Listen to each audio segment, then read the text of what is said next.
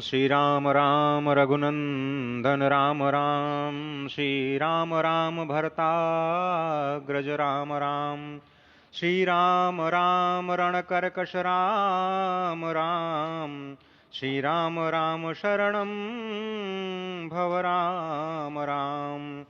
श्रीरामचंद्र चरणौ मनसा स्मरामि, श्रीरामचंद्र चरणौ वचसा गृह्णामि, श्रीरामचंद्र चरणौ शिरसा नमामि, श्रीरामचंद्र चरणौ शरणं प्रपद्ये।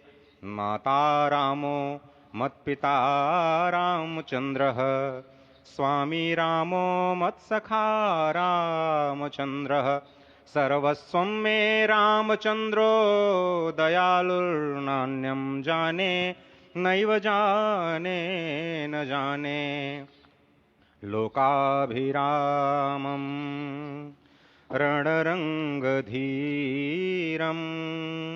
राजीवनेत्रं रघुवंशनाथं, कारुण्यरूपं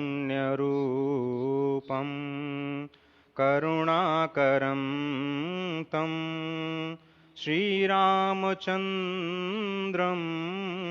शरणं प्रपद्ये।